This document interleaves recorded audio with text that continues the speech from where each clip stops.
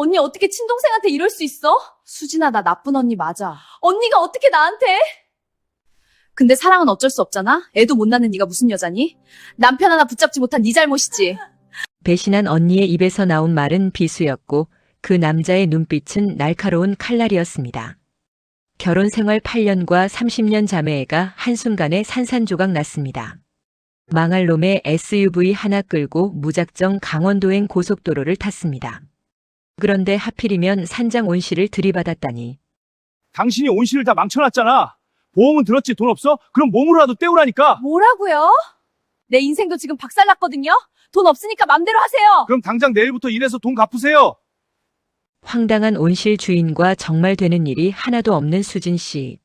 수진 씨에겐 도대체 무슨 일이 일어난 걸까요? 또 앞으로 무슨 일이 벌어질까요? 안녕하세요. 사라본입니다. 이야기 시작하기 전에 구독, 좋아요 부탁드려요. 그리고 어디에서 보고 계신지 댓글로 남겨주시면 반갑게 인사드리겠습니다. 감사합니다. 박수진의 인생은 지난 8년 동안 소리 없는 전쟁터였습니다. 대형 패션 브랜드 수석 디자이너로 이름을 날리던 시절의 수진은 온데간데 없었고 이제는 남편의 비위를 맞추느라 매일 아침 도시락을 싸고 와이셔츠 다림질을 하는 전업주부만 남았습니다. 화려한 패션쇼 무대 뒤편에서 모델들에게 지시하던 그 카리스마는 사라지고 이제는 시어머니의 전화 한 통에 전전긍긍하는 며느리가 되어 있었습니다. 남편 민호는 그런 수진의 희생을 공기처럼 당연하게 여겼습니다. 수진아, 회사 일이 바쁘니까 이해해줘. 애 문제는 내 탓이 아니지만 그래도 병원 좀 더 다녀봐야 하는 거 아니야? 우리 어머니 마음도 좀 헤아려 드려야지. 남편의 위로라는 것은 늘 이런 식이었습니다. 은근히 수진의 가슴에 대못을 박으면서도 자신은 합리적인 척하는 가혹한 방관자였습니다. 그럴 때마다 수진의 곁을 지킨 것은 5살 위인 친언니 박수정이었습니다. 수진아, 내가 아니면 누가 내 속을 알겠니? 그 남자 정말 너무해. 시댁 식구들도 너무하고. 언니가 옆에 있어 줄게. 나중에 내가 돈 많이 벌면 너부터 챙길게. 수정은 늘 수진의 눈물을 닦아주며 시댁 욕을 함께 해주었습니다. 하지만 그것은 수진의 눈을 가리기 위한 달콤한 독사과였습니다.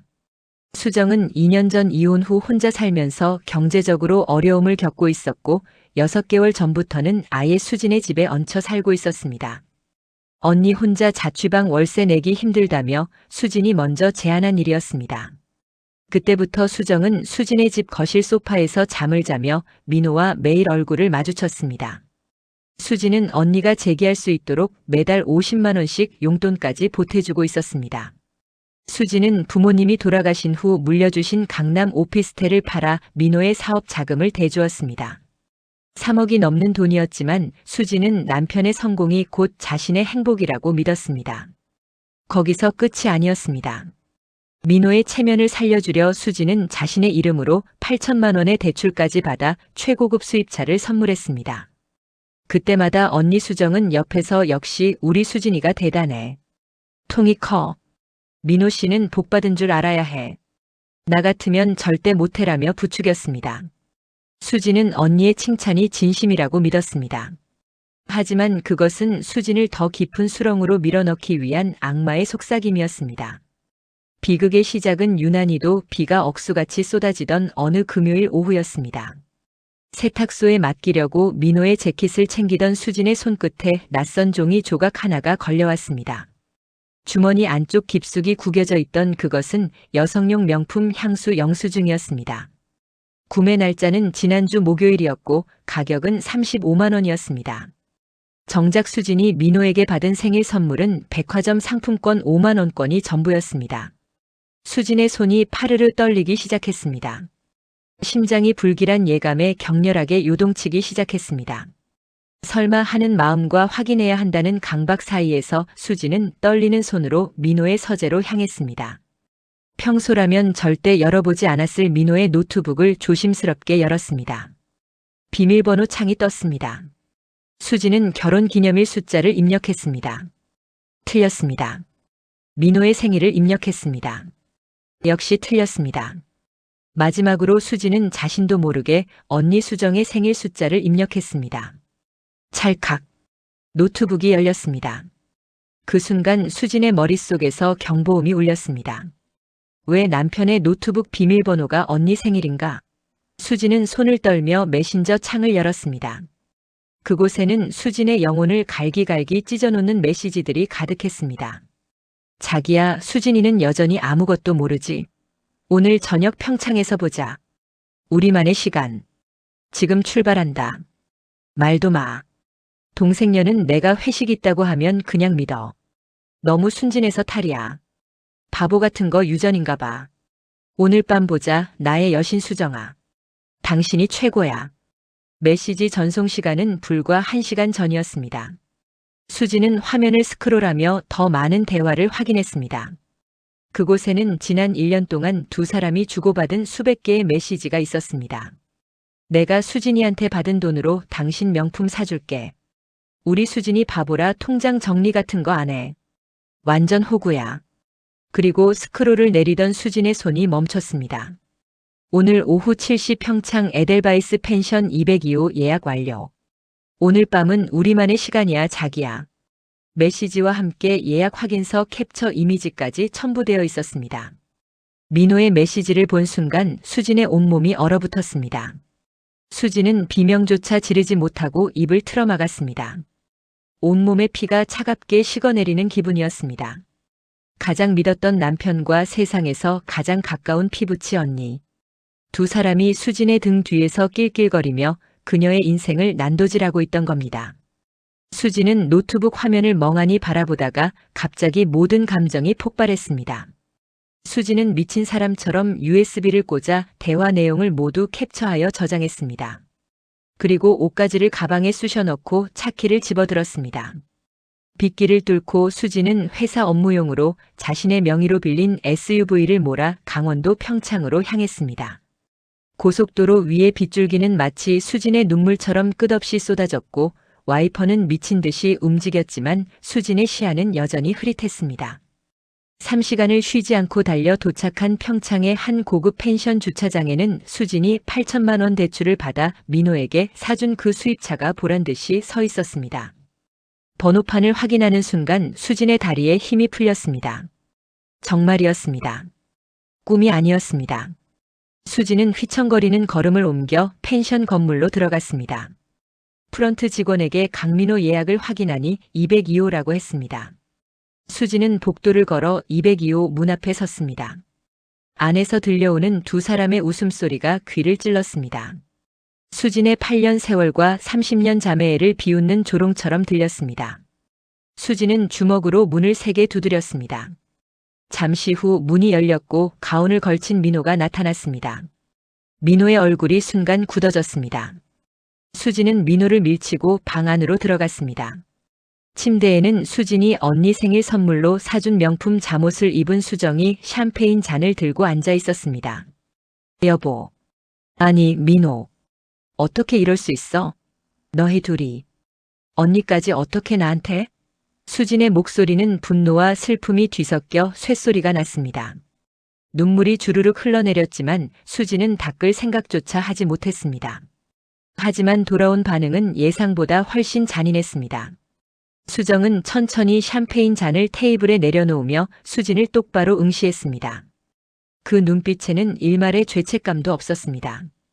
오히려 들켰으니 어쩔 수 없다는 듯한 태도였습니다. 예, 수진아, 나 나쁜 언니 맞아. 미안해. 근데 사랑은 어쩔 수 없잖아. 내가 먼저 좋아한 건 아니야. 민호가 나한테 먼저 다가왔어. 그리고 솔직히 말할게. 애도 못 낳는 내가 무슨 여자냐? 남편 하나 붙잡지 못한 내 잘못이지. 여자로서 매력이 없으니까 이렇게 된 거야. 나는 여자답게 살 줄 아니까 민호가 나를 선택한 거라고. 6개월 동안 내 집에서 얹혀 살면서 미안했지만 이것도 다 운명이야. 수정의 말은 차가운 비수가 되어 수진의 가슴을 난도질했습니다. 30년 동안 함께 자란 친언니의 입에서 나올 수 있는 말이라고는 믿기지 않았습니다. 민호 역시 당당했습니다. 그는 이미 짐을 다 챙긴 듯 여유로웠습니다. 수진아, 우리 이미 끝난 거야. 내 인감 도장이랑 인감 증명서는 이미 집에서 다 챙겨뒀어. 필요한 대출 서류도 다 처리했고. 나 수정이랑 평창에서 펜션 사업 시작할 거니까 찾지 마. 너같이 재미없는 여자랑 8년 산 것도 기적이야. 넌 디자이너 할 때가 좋았어. 지금은 그냥 집안일만 하는 아줌마잖아. 조용히 이혼해. 괜히 소란 피우면 내가 더 손해야. 내 명의로 된 대출이 얼마인지 알지? 이미 다 펜션 자금으로 썼으니까 법적으로 싸우면 넌 빚만 떠안게 될 거야. 수진이 뭐라도 말하려 했지만 목이 메어 아무 소리도 나오지 않았습니다.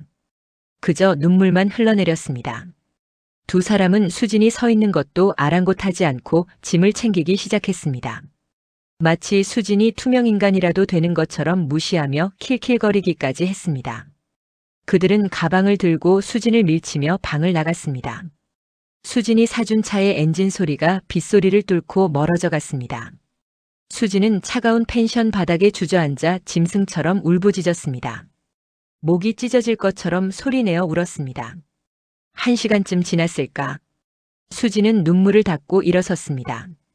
서러움이 어느 순간 분노로 바뀌었기 때문입니다. 수진은 택시를 불러 집으로 돌아왔습니다. 새벽 2시가 넘은 시각이었습니다. 집에 도착한 수진은 민호의 서재로 직행했습니다. 서랍 안에는 민호의 인감 도장과 각종 금융 서류가 있었습니다. 수진은 그것들을 모두 큰 가방에 담았습니다. 그리고 자신의 옷가지와 중요한 물건들을 챙겼습니다. 아까 저장한 USB도 꼭 챙겼습니다. 차고에는 민호 명의로 된 회사 업무용 SUV가 서 있었습니다. 민호는 수진이 8천만 원 대출받아 사준 그 고급 수입차를 타고 언니와 함께 떠났지만 이 업무용 차량은 아예 잊고 있었던 것입니다. 이 차의 리스료 역시 수진의 계좌에서 매달 자동이체되고 있었습니다. 그래, 너희들만 행복할 줄 알았니? 박수진 인생 여기서 안 끝나. 죽어도 너희들 망하는 건 보고 죽을 거야. 반드시 복수할 거야. 수진은 SUV 시동을 걸었습니다. 목적지는 정하지 않았지만 일단 강원도 산속 깊은 곳으로 향했습니다. 망할 놈들아, 두고 봐라. 내가 반드시 너희들을 무너뜨리고 말 테니까. 내가 평창에 펜션 사업한다고. 내가 다 무너뜨려 줄게. 수진의 가슴 속에는 이제 사랑 대신 서슬퍼런 복수심이 들끓고 있었습니다. 새벽 고속도로는 텅 비어 있었고 수진의 차는 어둠 속을 가르며 강원도 산속으로 달려갔습니다. 강원도의 산은 깊고 험했지만 수진의 복수심은 그보다 더 깊고 날카로웠습니다. 강원도로 향하는 고속도로는 새벽 어둠 속에 텅 비어 있었습니다. 수진은 핸들을 잡은 채 눈물을 흘렸습니다. 생각할 수조차 없었습니다. 집으로 돌아가면 민호와 수정이 함께 살던 흔적들이 눈에 밟힐 것이고 거실 소파에서 두 사람이 웃던 모습이 계속 떠올랐습니다. 언니가 쓰던 방에는 민호의 옷가지가 걸려 있을 것 같았고 욕실에는 두 사람이 함께 쓴 흔적이 남아있을 것만 같았습니다. 서울에 있는 친구들에게 연락하면 뭐라고 말해야 할까요? 남편이 친언니와 바람났다고. 수지는 상상만 해도 숨이 막혔습니다. 남편한테 버림받았다는 소문이 삽시간에 퍼질 것이고 사람들의 동정 어린 시선과 수군거림을 견딜 자신이 없었습니다. 시댁에서 전화가 오면 어떻게 설명해야 할까요? 언니한테 남편을 빼앗겼다고. 수지는 도망치고 싶었습니다. 아무도 모르는 곳으로 숨어서 이 수치심과 분노를 사귀고 싶었습니다. 그리고 무엇보다 지금 수진에게 필요한 것은 도망칠 곳이었습니다. 수진은 내비게이션에 강원도 산간 지역을 검색했습니다. 설악산 쪽이 너무 관광객이 많고 평창은 민호와 수정이 있으니 안 됩니다. 수진의 손가락이 화면을 스크롤하다가 인제군 어느 산골 마을에 멈췄습니다. 인구 200명도 안 되는 작은 마을이었고 민박집 몇 곳이 검색되었습니다. 여기다. 일단 여기 가서 머리를 식히고 계획을 세우자. 수진은 목적지를 설정하고 엑셀을 밟았습니다. 동이 트기 시작할 무렵 수진의 차는 구불구불한 산길을 올라가고 있었습니다. 도로 양옆으로는 울창한 나무들이 빽빽이 들어서 있었고 간간히 안개가 자욱하게 깔려 있었습니다. 며칠간 제대로 자지 못한 피로가 밀려왔고 눈물로 퉁퉁 부은 눈은 시야를 흐리게 만들었습니다. 수진은 창문을 열어 차가운 산 공기를 들이마셨습니다. 정신을 차려야 했습니다. 그때였습니다. 도로 옆 수풀에서 갑자기 커다란 고라니 한 마리가 튀어나왔습니다. 수지는 깜짝 놀라 급하게 핸들을 왼쪽으로 꺾었습니다. 끼익 하는 타이어 마찰음이 고요한 산속을 갈랐습니다. 차는 도로를 벗어나 옆 비탈길로 미끄러져 내려갔습니다. 수지는 브레이크를 밟았지만 이미 늦었습니다. 쾅! 엄청난 충격과 함께 차가 무언가의 정면으로 부딪혔습니다. 에어백이 터지며 하얀 연기가 수진의 얼굴을 덮쳤습니다. 수지는 정신이 아득해지는 것을 느끼며 고개를 떨어뜨렸습니다. 얼마나 시간이 지났을까요? 수지는 차문이 열리는 소리에 정신을 차렸습니다. 야, 괜찮아요? 이런, 피가 나네. 거친 남자 목소리가 들렸습니다. 수지는 간신히 눈을 떴습니다. 눈앞에는 작업복을 입은 40대 초반쯤 되어 보이는 남자가 걱정스러운 얼굴로 수진을 내려다보고 있었습니다. 까무잡잡하게 그을린 얼굴에 단단해 보이는 체격이었고 눈빛은 예리했지만 따뜻한 구석이 있었습니다. 남자는 수진의 안전벨트를 풀어주며 조심스럽게 부축했습니다. 천천히 나와봐요. 움직일 수 있어요? 수진은 남자의 도움을 받아 차 밖으로 나왔습니다. 무릎이 휘청거렸고 이마에서는 피가 흘러내렸습니다. 수진이 고개를 들어 앞을 보는 순간 입이 떡 벌어졌습니다. 차가 들이받은 곳은 투명한 비닐로 된 대형 온실이었습니다. 아니, 온실이었던 것입니다. 지금은 철골이 휘어지고 비닐이 찢어져 나가고 안에 있던 화분과 모종들이 사방에 널브러져 있었습니다. 온실 안에는 허브와 산나물 모종들이 심어져 있었던 것 같았지만 이제는 흙과 화분 조각들이 뒤섞여 아수라장이 되어 있었습니다. 수진은 다리에 힘이 풀려 그 자리에 주저앉았습니다. 남자는 수진을 부축하려다가 온실을 보더니 한숨을 푹 내쉬었습니다. 이게 올해 수확 다 망쳤는데 보험 들었어요? 남자의 첫마디는 걱정이 아닌 보상이었습니다. 수진은 기가 막혀 고개를 들었습니다. 저기요, 사람이 피 흘리고 있으면 괜찮냐고 먼저 물어보는 게 예의 아닙니까? 당신 눈에는 이 온실만 보여요? 남자는 어이없다는 듯 허탈하게 웃으며 부서진 온실 기둥을 가리켰습니다. 예의 아줌마. 내 1년 농사가 저 찌그러진 쇠덩어리 밑에 깔렸는데 지금 예의 따질 상황이에요. 다 상품인데 어쩔 거예요, 이거. 수지는 억울함에 가슴이 터질 것 같았습니다. 남편에게 버림받고 여기까지 와서 이런 거지 같은 남자에게 수모를 당해야 하다니. 변상한다고 했잖아요. 보험 처리해 줄 테니까 소리 좀 지르지 마요. 남자는 수진의 말에 코웃음을 치더니 차 번호판을 유심히 살폈습니다. 서울 번호판에 비싼 외제차라. 돈은 좀 있는 모양인데 우리 산장은 보험으로 안 돼요. 관광 시즌인데 온실 부서지면 손님들 체험 프로그램 못 돌리잖아요. 아줌마가 다 망쳐놨네. 남자는 성큼 다가와 수진의 발 앞에 낡은 작업화 한 켤레를 툭 던졌습니다. 온실 수리비 몸으로 떼우라니까요. 오늘부터 저 온실 다시 세우고 모종 정리하는 거 도와요. 아니면 경찰 부를까요? 민호명의 차량이긴 했지만 수진이 운전 중 사고를 낸 것은 사실이었습니다. 게다가 지금 수진에게 경찰은 마주하고 싶지 않은 존재였습니다. 수진은 기가 막혀 뒷목을 잡았습니다. 뭐라고요? 몸으로 때워요? 당신 변태 아니에요? 내 인생도 지금 박살났거든요? 남자는 눈 하나 깜짝 안 하고 대꾸했습니다. 변태 좋아하시네. 나 일손 부족해서 눈 뒤집힌 사람이에요. 아줌마, 오늘부터 내 산장 임시 일꾼 확정입니다. 자, 이름이 뭐예요? 박수진이에요. 왜요? 남자는 귀를 후비적거리며 중얼거렸습니다. 박수진. 이름은 점잖은데 성질은 겨울 산바람보다 더하네. 자, 수진 씨. 짐 풀고 작업화부터 신어요. 우리 온실 박살낸 대가는 톡톡히 치러야 할 테니까. 수진은 작업화를 신으려다 바닥에 주저앉아 엉엉 울기 시작했습니다. 서러움이 폭발한 것이었습니다. 하지만 남자는 달래주기는커녕 수진의 옆에 산나물 한 다발을 툭 던졌습니다. 울 기운 있으면 이거나 씻어요. 산속 땅이 눈물 흘린다고 봐준다고 생각해요? 수진은 울다가 어이가 없어서 웃음이 터졌습니다. 이 상황이 너무나 황당하고 기가 막혔기 때문입니다. 민호와 수정이 강원도 평창 어디선가 호의호식하고 있을 이 시간 수진은 이름도 모르는 산장 남자와 노예 계약을 맺고 있었습니다. 하지만 이상하게도 남자의 뻔뻔한 농담이 수진의 가슴속 독을 조금씩 중화시켜주고 있었습니다. 수진은 눈물을 닦고 일어섰습니다. 작업화를 싣는 그녀의 손에 힘이 들어갔습니다. 그래, 해보자고.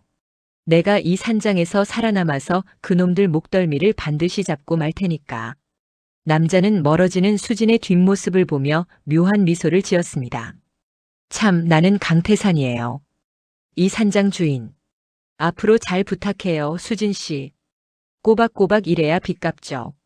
태산의 목소리에는 까칠함 뒤로 숨겨진 따뜻함이 배어 있었습니다. 강원도의 아침 해가 산등성이를 넘어 수진을 비추었습니다.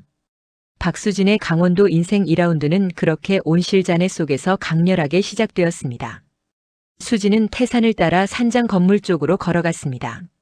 낡았지만 정갈하게 관리된 2층 목조 건물이었고 설악 힐링 스테이라는 간판이 걸려 있었습니다. 태산은 수진을 1층 작은 방으로 안내했습니다. 여기서 씻고 쉬어요. 점심 먹고 오후부터 일 시작할게요. 수진은 방에 들어가 거울을 봤습니다. 이마에 상처가 나 있었고 얼굴은 흑투성이었습니다. 하지만 거울 속 수진의 눈빛은 예전과 달랐습니다. 죽은 듯 했던 눈에 불꽃이 살아나고 있었습니다. 복수의 불꽃이었습니다. 수진은 가방에서 USB를 꺼내 꼭 쥐었습니다. 기다려라, 박수정.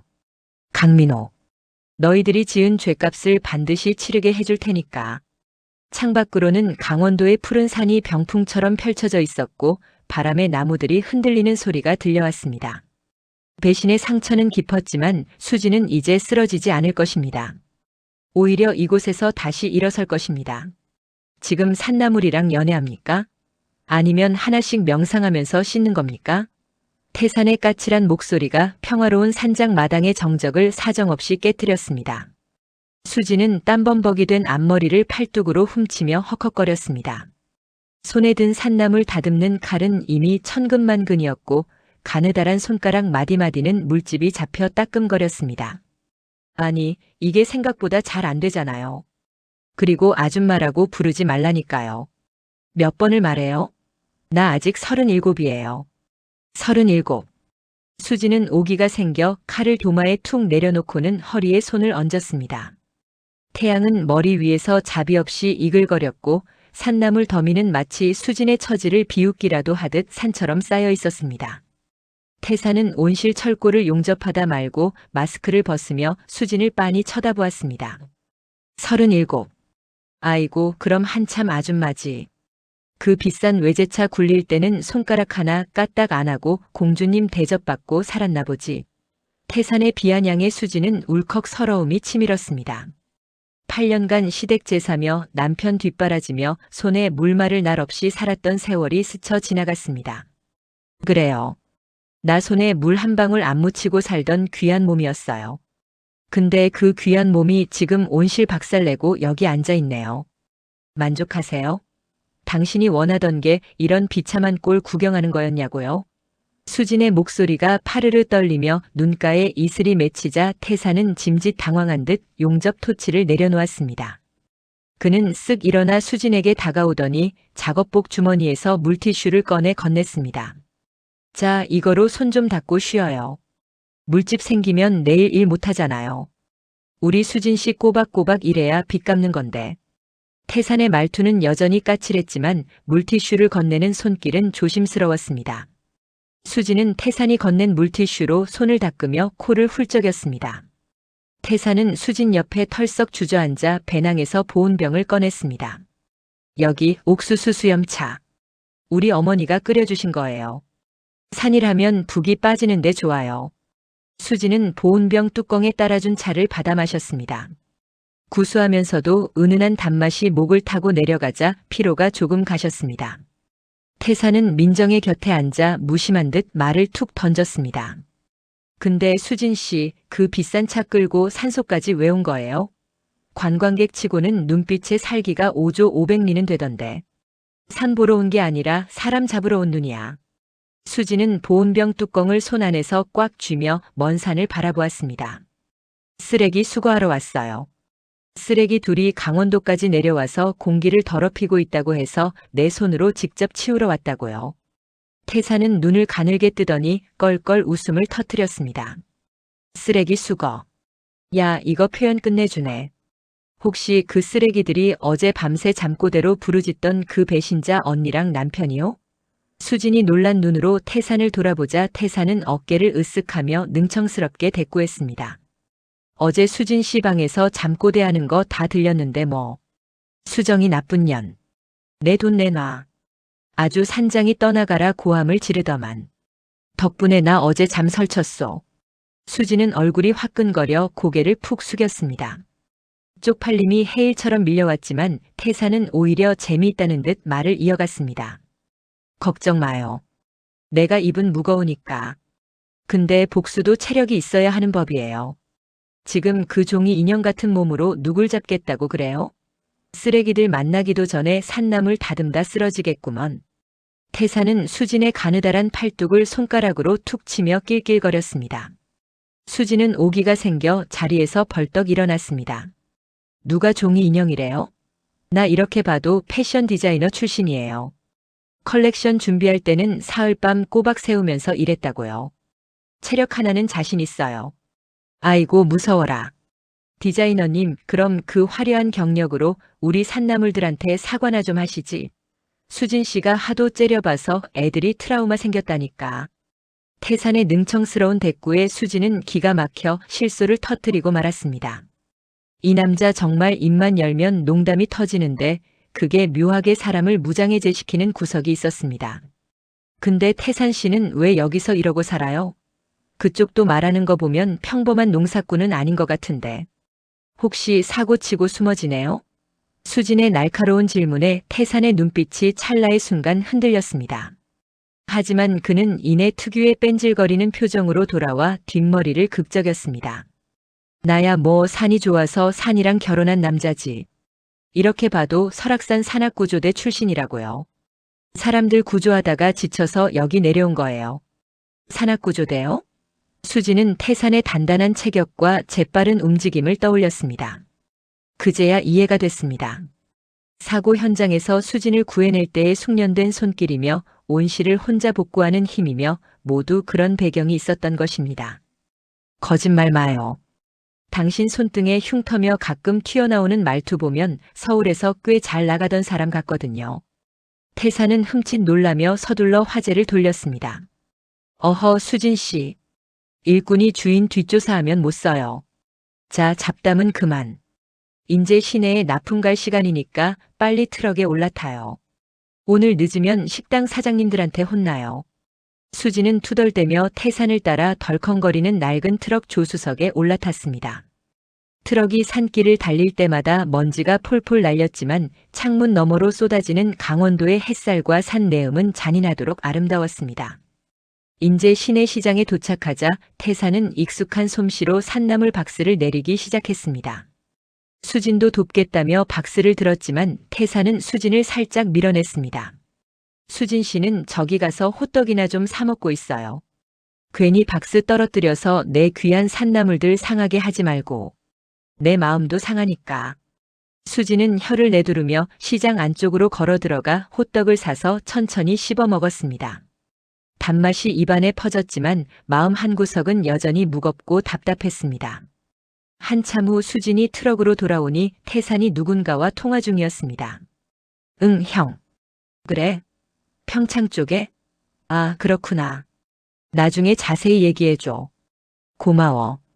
태산은 통화를 끊고 수진을 보며 묘한 표정을 지었습니다. 트럭이 산장으로 돌아가는 동안 태산은 계속 무언가 생각에 잠긴 듯 했습니다. 며칠이 지났습니다. 수진은 태산의 지시에 따라 산장 일을 도우며 조금씩 체력을 회복하고 있었습니다. 물집은 굳은 살로 변했고 처음에는 힘들었던 산나물 작업도 이제는 제법 숙련되어 갔습니다. 하지만 수진의 마음속에는 여전히 복수의 불씨가 꺼지지 않고 타오르고 있었습니다. 어느 저녁 수진이 설거지를 하고 있을 때 태산이 거실에서 또 전화 통화를 하고 있었습니다. 박수정이랑 강민호? 서울서 내려온 남녀. 펜션 사업? 그래, 형. 좀 더 알아봐줘. 투자 건은 내가 검토해 볼게. 수진의 손이 멈췄습니다. 심장이 빠르게 뛰기 시작했습니다. 설마 저 이름들이. 설거지통에서 그릇이 미끄러져 바닥에 떨어졌습니다. 쨍그랑. 전화를 끄는 태산이 부엌으로 달려왔습니다. 괜찮아요? 다쳤어요? 수지는 떨리는 목소리로 물었습니다. 지금 전화해서 박수정이랑 강민호라고 했어요? 태산은 잠시 망설이다가 고개를 끄덕였습니다. 수진 씨, 일단 앉아봐요. 할 말이 있어요. 두 사람은 거실에 마주 앉았습니다. 태산은 잠시 말을 고르다가 입을 열었습니다. 수진 씨가 찾던 쓰레기들 말이에요. 평창에 있는 것 같아요. 수진의 눈이 커졌습니다. 태산은 계속 말했습니다. 내 산악회 선배가 평창 쪽에서 펜션 사업하는데 요즘 평창에 서울서 내려온 젊은 남녀가 펜션 짓고 있다고 투자 제안이 왔대요. 근데 이름이 박수정, 강민호라고. 동생 돈으로 사업 시작했다는 소문도 있고. 수진 씨 언니랑 남편 이름 맞아요? 수진은 입술을 깨물었습니다. 눈물이 핑 돌았지만 참았습니다. 맞아요. 그 쓰레기들이에요. 어떻게 알아냈어요? 태사는 한숨을 쉬며 설명했습니다. 선배한테 좀 더 알아봐 달라고 했어요. 며칠 전부터 수상하다 싶었거든요. 수진 씨 잠꼬대에서 나온 이름들이랑 똑같아서. 오늘 확인했어요. 펜션 이름은 그레이스 하우스래요. 다음 달 오픈 예정이고. 태사는 휴대폰을 꺼내 수진에게 보여줬습니다. 선배가 보내준 사진이에요. 화면에는 공사 현장 사진과 함께 그레이스 하우스 펜션 마이너스 다음 달 그랜드 오픈이라는 현수막이 찍혀 있었습니다. 그 다음 사진에는 멀리서 찍은 듯한 민호와 수정의 모습이 보였습니다. 두 사람은 공사 현장에서 설계도를 펼쳐놓고 웃으며 대화하고 있었습니다. 수지는 휴대폰을 보는 순간 온몸이 얼어붙었습니다. 그레이스 하우스. 은총의 집이라니. 자기들이 지은 죄가 지옥행인 줄도 모르고 감히 은총이라는 이름을 붙이다니. 수진의 손이 파르르 떨렸습니다. 태사는 조심스럽게 수진의 어깨에 손을 올렸습니다. 수진 씨, 어떻게 할 거예요? 수진은 떨리는 목소리로 대답했습니다. 태산 씨, 저 좀 도와주세요. 혼자서는 못해요. 이 쓰레기들을 반드시 무너뜨리고 싶어요. 태사는 잠시 말없이 수진을 바라보았습니다. 그의 눈빛이 진지해졌습니다. 수진 씨, 복수는 신중해야 해요. 섣불리 들이대면 오히려 당할 수 있어요. 나도 산악구조하면서 많은 사람들 봤는데 복수심에 눈먼 사람들은 결국 자기가 다쳤거든요. 하지만 수진의 눈빛은 확고했습니다. 알아요. 하지만 이대로 당하고만 있을 수는 없어요. 제대로 준비해서 한 방에 무너뜨리고 싶어요. 태사는 한숨을 푹 내쉬더니 고개를 끄덕였습니다. 알았어요. 근데 조건이 있어요. 내 말 들어야 해요. 산악구조대에서 배운 게 있다면 정찰 먼저 하고 계획 세우는 거예요. 무작정 들이대면 안 돼요. 먼저 증거를 정리하고 법적으로 대응할 수 있는 부분을 찾아야 해요. 수진은 고개를 끄덕였습니다. 그날 밤 수진과 태사는 산장 거실에서 노트북을 펼쳐놓고 증거들을 정리했습니다. USB 속 대화 내용, 대출 서류, 계약서, 계좌이체 내역. 하나하나 정리하면서 수진은 민호와 수정이 얼마나 치밀하게 자신을 이용했는지 뼈저리게 깨달았습니다. 태사는 묵묵히 수진을 도우며 메모를 작성했습니다. 이 정도면 횡령이랑 사기로 고소 가능해요. 수진 씨 명의로 된 대출이 이렇게 많으면 명의도용 혐의도 추가할 수 있고요. 문제는 타이밍이에요. 태사는 화면을 가리키며 설명했습니다. 지금 고소하면 증거 인멸할 수 있어요. 차라리 펜션 오픈할 때까지 기다리는 게 나을 수도 있어요. 투자금 다 쏟아붓고 오픈 직전에 한 방에 무너뜨리는 거죠. 그때가 가장 타격이 크니까요. 수지는 태산의 차분한 분석에 고개를 끄덕였습니다. 그리고 태산의 옆모습을 보며 생각했습니다. 이 사람은 대체 누구일까? 왜 나를 이렇게 도와주는 걸까? 산악구조대 출신이라고 했지만 이런 전략적인 사고는 단순히 구조대 경험만으로 나오는 게 아닌 것 같았습니다. 하지만 지금은 묻지 않기로 했습니다. 복수가 먼저였습니다. 태사는 선배한테 추가 정보를 계속 받기로 했고 수지는 증거를 더 보강하기로 했습니다. 며칠 후 태사는 선배를 통해 더 많은 정보를 입수했습니다. 그레이스 하우스 펜션은 총 투자금 5억 원 규모였고 그중 3억 원은 수진 명의로 받은 대출이었습니다. 나머지는 투자자들을 모집한 돈이었습니다. 오픈 예정일은 한 달 후였고 예약은 이미 반 이상 찬 상태였습니다. 태사는 수진에게 말했습니다. 오픈 일주일 전이 적기예요. 그때 모든 공사가 끝나고 마지막 투자금까지 다 들어간 상태일 거예요. 그때 경찰에 고소하고 금융당국에도 신고하면 돼요. 펜션은 압류되고 두 사람은 사기와 횡령으로 구속될 거예요. 수진은 태산의 손을 꽉 잡았습니다. 고마워요, 태산 씨. 혼자였으면 못했을 거예요. 태산은 어색하게 웃으며 손을 빼려다 말고 그냥 뒀습니다. 뭐려? 나도 쓰레기들 혼내주는 거 좋아하거든요. 두 사람은 서로를 바라보며 미소 지었습니다. 창밖으로는 강원도의 별이 쏟아지고 있었고 복수의 계획은 착착 진행되고 있었습니다. 한 달이라는 시간은 생각보다 빠르게 지나갔습니다. 수지는 그동안 산장 일을 하며 몸과 마음을 단련했습니다. 처음 왔을 때의 창백하고 지친 모습은 온데간데 없었고 이제는 건강하게 그을린 피부와 단단해진 팔뚝을 가진 여성으로 변해 있었습니다. 태사는 계속해서 선배를 통해 그레이스 하우스의 진행 상황을 보고받았습니다. 공사는 순조롭게 진행되었고 민호와 수정은 마지막 투자금까지 펜션에 쏟아붓고 있었습니다. SNS에는 그레이스 하우스의 화려한 홍보 사진들이 올라오기 시작했고 예약은 오픈 2달치가 이미 마감된 상태였습니다. 수지는 그 사진들을 볼 때마다 이를 악물었습니다. 내 돈으로 지은 건물에서 저렇게 웃고 있다니. 태산의 선배는 계속해서 유용한 정보를 제공했습니다. 민호가 수진 명의로 추가 대출을 2차례 더 받았다는 사실, 수정이 투자자들에게 거짓 수익률을 약속하며 돈을 모았다는 사실, 그리고 두 사람이 펜션 수익금을 해외로 빼돌릴 계획을 세우고 있다는 사실까지. 모든 정보는 USB에 차곡차곡 저장되었고 수지는 변호사와의 상담도 몇 차례 진행했습니다. 태산이 소개해준 변호사는 금융 사기 전문이었고 수진의 사례를 검토한 후 승산이 충분하다고 판단했습니다. 명의도용 사문서 위조 사기 횡령. 혐의는 여러 가지였고 증거도 확실했습니다. 드디어 D-데이가 왔습니다. 그레이스 하우스 오픈 일주일 전인 목요일 아침 수지는 태산과 함께 강릉경찰서로 향했습니다. 두툼한 서류 봉투와 USB를 들고 경찰서 민원실에 들어섰을 때 수진의 손은 떨렸지만 목소리는 단호했습니다. 고소장을 접수하는 경찰관은 서류를 검토하더니 눈을 크게 떴습니다. 증거가 이렇게 많으면 바로 수사 들어갈 수 있겠는데요. 피고소인들 현재 어디 있는지 아세요? 수지는 평창 그레이스 하우스 펜션 주소를 적어주었습니다. 경찰관은 고개를 끄덕이며 즉시 수사팀에 연락을 취했습니다. 금융감독원에도 동시 신고가 들어갔습니다.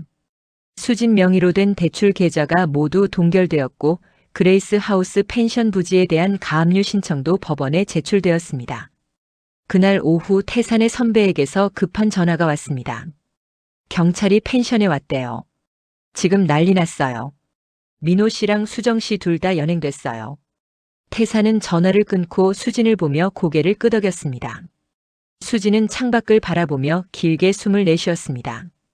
8년간 쌓였던 분노와 배신감, 그리고 수치심이 한꺼번에 빠져나가는 기분이었습니다. 끝났습니다. 아니, 이제 시작이었습니다. 진짜 정의를 실현하는 시간이 온 것입니다.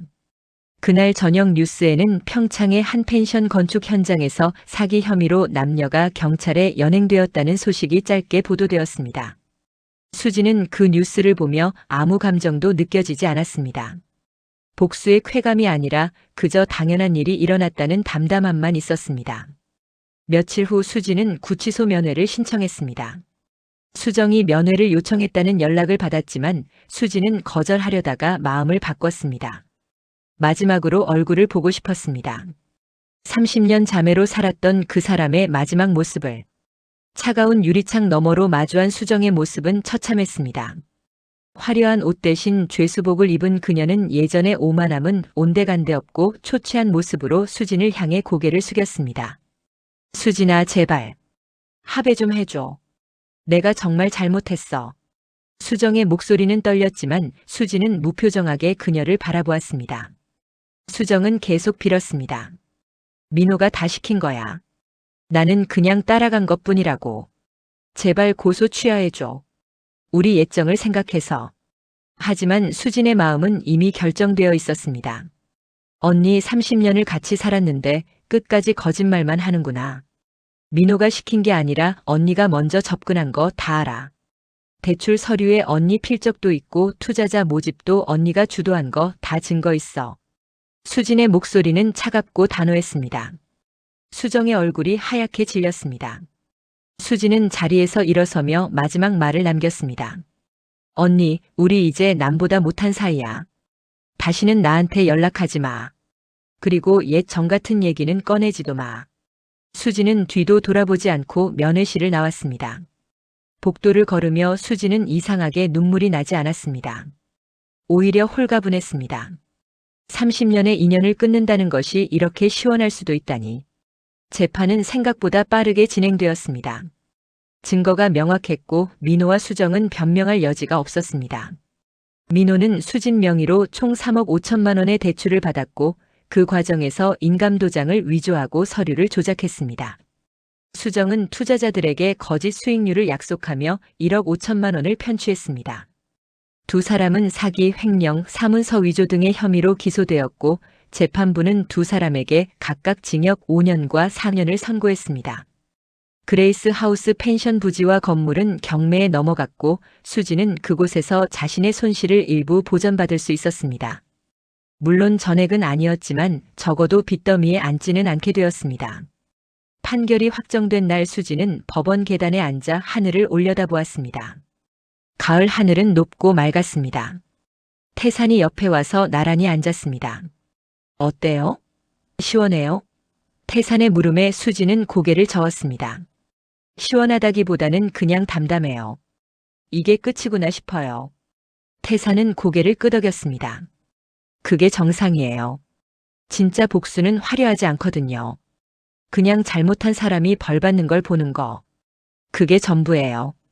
수진은 태산을 보며 미소 지었습니다. 태산 씨 덕분에 여기까지 왔어요. 정말 고마워요. 태산은 어색하게 뒷머리를 극적이며 일어섰습니다. 뭐려? 이제 산장 가서 축하 파티나 해요. 어머니가 막걸리 담가놨대요. 그날 밤 산장에서는 작은 파티가 열렸습니다. 태산의 어머니인 최 여사가 정성껏 준비한 음식들이 상에 가득했고 산장 단골 손님 몇 명도 함께 자리했습니다. 수지는 그동안 참았던 눈물을 펑펑 쏟았습니다. 기쁨의 눈물이었고 해방의 눈물이었습니다. 최 여사는 수진의 등을 두드려주며 말했습니다. 가시나야 잘했어. 내가 제대로 싸워서 이긴 거야. 이제 너 인생 내가 찾은 거다. 수진은 고개를 끄덕이며 술잔을 들었습니다. 태산도 잔을 들어 수진과 부딪혔습니다. 건배. 새로운 시작을 위해. 두 사람의 잔이 맑은 소리를 내며 부딪혔습니다. 며칠 후 수진은 서울 집을 정리하러 갔습니다. 8년을 살았던 그 집은 이제 텅 비어 있었고 민호의 흔적은 모두 사라진 상태였습니다. 수진은 자신의 물건들만 챙겨 강원도로 돌아왔습니다. 디자이너 시절 작업했던 스케치북과 재봉틀, 그리고 부모님 사진. 그것이 전부였습니다. 나머지는 모두 기부하거나 버렸습니다. 과거와의 완전한 결별이었습니다. 수진은 태산에게 물었습니다. 태산 씨, 나 여기서 계속 일해도 돼요? 온실 빚은 다 갚았지만 그래도 여기가 좋아서요. 태산은 빙그레 웃으며 대답했습니다. 당연하죠. 이제 수진 씨 없으면 산장 못 돌리는데요. 월급 줄 테니까 제대로 일하셔야 해요. 수진은 강원도 산장에서 새로운 삶을 시작했습니다. 아침에는 산나무를 다듬고 낮에는 손님들을 맞이하고 저녁에는 태산과 함께 온실을 돌보았습니다. 단순하지만 평화로운 일상이었고 수진은 그 일상이 좋았습니다. 무엇보다 태산이라는 사람이 곁에 있다는 것이 든든했습니다. 그는 여전히 까칠했지만 수진이 힘들 때마다 옆에서 묵묵히 지켜줬고 농담으로 분위기를 풀어줬습니다. 수진은 어느새 태산 없는 삶을 상상할 수 없게 되었습니다. 복수가 끝나고 나니 비로소 보이는 것들이 있었습니다. 태산의 따뜻한 미소, 최 여사의 구수한 음식, 산장을 찾아오는 손님들의 행복한 얼굴. 이 모든 것이 수진에게는 선물이었습니다. 가을이 지나고 겨울이 왔습니다. 강원도의 겨울은 혹독했지만 수진은 이제 그 추위도 견딜 수 있었습니다. 아침마다 눈을 치우고 손님들을 위해 온돌방에 불을 지피는 일상이 익숙해졌습니다. 산장은 겨울 시즌을 맞아 스키와 눈썰매를 즐기러 오는 가족 단위 손님들로 북적였습니다. 수진은 손님들을 맞이하며 웃는 법을 다시 배웠습니다. 진심 어린 미소였고 누군가를 위해 봉사하는 기쁨이 있는 웃음이었습니다. 디자이너 시절에는 느껴보지 못한 종류의 행복이었습니다. 어느 날 저녁 수진은 태산과 함께 온실에서 작업을 하고 있었습니다. 봄에 심을 모종을 준비하는 중이었습니다. 태산은 흙을 만지다가 불쑥 말을 꺼냈습니다. 수진 씨, 여기서 뭔가 새로운 거 해보면 어때요? 힐링 프로그램 같은 거요. 수진 씨처럼 상처받은 사람들이 와서 산나물도 키우고 요가도 하고 그러면서 마음을 치유하는 거. 수진은 잠시 생각에 잠겼습니다. 그것은 수진이 막연하게 꿈꿔왔던 일이기도 했습니다. 자신처럼 배신당하고 상처받은 사람들에게 위로를 주고 싶었습니다. 좋아요. 한번 해봐요. 그날부터 두 사람은 새로운 프로젝트를 시작했습니다. 산장 뒤편의 빈 공간을 개조하여 작은 공간을 만들었습니다. 수진은 자신의 디자이너 경력을 살려 공간을 설계했고 태사는 목공 실력으로 가구들을 직접 만들었습니다.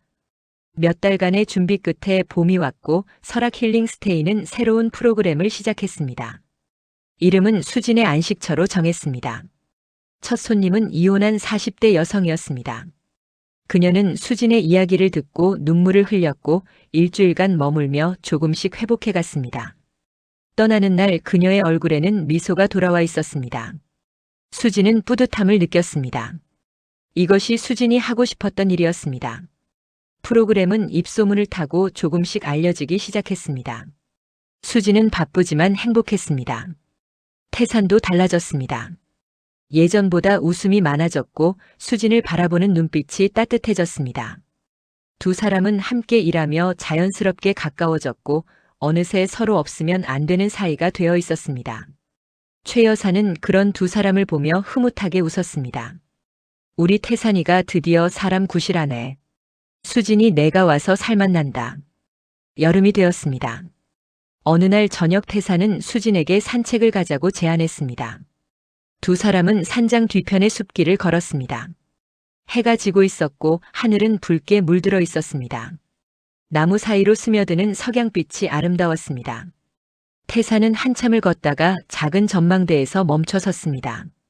그곳에서는 설악산이 한눈에 보였습니다. 태사는 배낭에서 작은 상자를 꺼냈습니다. 수진 씨, 나 원래 말주변이 없는 사람이거든요. 그래서 이렇게 준비했어요. 상자를 열자 그 안에는 나무로 깎아 만든 소박한 반지가 들어 있었습니다. 화려한 다이아몬드는 아니었지만 태산이 직접 만든 세상에 하나뿐인 반지였습니다. 태산은 수진의 앞에 무릎을 꿇고 앉았습니다. 그의 눈빛은 진지했고 떨리고 있었습니다. 수진 씨, 나랑 평생 이 산에서 티격태격하면서 늙어가지 않을래요? 내가 수진 씨 인생의 영원한 조력자가 되어줄게요. 물론 일당은 매일 같이 웃어주는 걸로 받을게요. 태산의 프로포즈는 서툴렀지만 진심이 담겨 있었습니다. 수진은 눈물이 핑 돌았지만 웃음을 터뜨렸습니다. 좋아요. 대신 제가 웃지 않으면 해고해요. 알겠죠? 태산은 환하게 웃으며 반지를 수진의 손가락에 끼워주었습니다. 나무 반지는 수진의 손가락에 꼭 맞았습니다. 두 사람은 붉게 타오르는 설악산을 배경으로 서로를 껴안았습니다. 산새들의 지저귀미 두 사람의 행복을 축복해 주었습니다. 가을이 다시 왔습니다. 수진과 태산은 산장 마당에서 작은 결혼식을 올렸습니다. 하객은 많지 않았지만 모두 진심으로 두 사람을 축복해주는 사람들이었습니다. 수진과 태산은 수진이 직접 디자인한 심플한 드레스와 턱시도를 입었습니다. 주례는 태산의 산악회 선배가 맡았고 식수는 간소했지만 따뜻했습니다. 수진은 버질로드를 걸으며 1년 전을 떠올렸습니다. 펜션 바닥에서 울부짖던 그날, 온실을 들이받았던 그날, 태산을 처음 만났던 그날. 모든 순간이 지금 이 행복으로 이어졌습니다. 식이 끝나고 피로연이 열렸습니다. 수지는 손님들 앞에서 마이크를 잡았습니다. 여러분, 제가 여기까지 오는 게 쉽지 않았어요. 1년 전만 해도 저는 인생이 끝났다고 생각했어요. 가장 믿었던 사람들에게 배신당하고 모든 걸 잃었다고 생각했죠. 수진의 목소리가 잠시 떨렸지만 이내 단단해졌습니다. 하지만 포기하지 않았어요. 그리고 여기 계신 분들, 특히 태산 씨와 어머님 덕분에 다시 일어설 수 있었어요. 지금 저는 정말 행복해요. 여러분도 힘든 시간을 겪고 계신다면 포기하지 마세요. 겨울 산이 혹독해야 봄꽃이 더 아름답게 피듯이 우리 인생도 그래요. 수진의 말에 박수가 터져 나왔습니다. 그날 밤 수진과 태산은 산장 옥상에 올라가 별을 보았습니다. 강원도의 밤하늘은 별이 쏟아질 듯 맑았습니다. 태산은 수진의 어깨를 감싸며 물었습니다. 행복해요? 수진은 고개를 끄덕였습니다. 정말 행복해요. 이렇게 행복해도 되나 싶을 정도로요. 태산은 웃으며 말했습니다. 당연하죠. 수진 씨는 그럴 자격이 있어요. 두 사람은 별빛 아래 서로를 껴안았습니다. 바람이 불어왔고 나무들이 흔들렸습니다. 수진은 눈을 감고 생각했습니다. 복수는 끝났지만 인생은 계속된다고. 그리고 이제는 복수가 아니라 행복을 위해 살 거라고. 설악 힐링 스테이는 입소문을 타고 조금씩 알려졌습니다. 방송에도 소개되었고 수진의 이야기는 많은 사람들에게 희망을 주었습니다. 배신당한 후 다시 일어선 여자, 복수를 넘어 용서와 치유를 선택한 여자. 수진은 강연 요청도 받았지만 대부분 거절했습니다. 화려한 무대보다는 산장에서 손님들을 맞이하는 것이 더 좋았습니다. 다만 가끔 비슷한 상처를 가진 여성들을 위한 소규모 모임에서는 자신의 이야기를 나눴습니다. 당신도 할 수 있어요. 포기하지 마세요. 수진의 말은 많은 이들에게 위로가 되었습니다. 겨울이 다시 찾아왔습니다. 수진과 태산의 결혼 1년이 되는 날이었습니다. 두 사람은 처음 만났던 온실 앞에 섰습니다. 온실은 이제 완전히 복구되었고 그 안에는 푸른 식물들이 가득했습니다. 수진은 태산의 손을 잡으며 말했습니다. 1년 전 여기서 차 사고 내고 당신 만난 게 내 인생 최고의 행운이었어요. 태산은 웃으며 대답했습니다. 나도요. 수진 씨가 내 온실 부수러 온 게 내 인생 최고의 사건이었어요. 두 사람은 웃으며 온실 안으로 들어갔습니다. 따뜻한 온실 안에서 두 사람은 내년에 심을 모종을 준비했습니다. 함께 심고 함께 가꾸고 함께 수확할 식물들이었습니다. 그것은 두 사람의 미래를 상징하는 것 같았습니다. 박수진의 인생 역전 드라마는 그렇게 완벽한 해피엔딩을 맞이했습니다. 배신과 복수로 시작된 이야기는 사랑과 치유로 끝을 맺었습니다. 수진은 더 이상 누군가에게 버림받은 여자가 아니었습니다. 자신의 힘으로 일어서고 자신의 선택으로 행복을 찾은 강한 여자였습니다. 강원도의 바람은 여전히 차가웠지만 수진의 마음은 따뜻했습니다. 설악산은 변함없이 그 자리에 서 있었고 수진과 태산의 사랑도 그처럼 변함없을 것이었습니다. 여러분도 인생의 밑바닥에서 절망하고 계신가요? 가장 가까운 사람에게 배신당해 모든 것을 잃었다고 느끼시나요? 수진처럼 포기하지 마세요. 겨울이 혹독할수록 봄은 더 찬란하게 옵니다. 여러분만의 안식처를 반드시 찾으시길 바랍니다. 긴 이야기 끝까지 함께 해주셔서 감사합니다. 구독과 좋아요 부탁드립니다.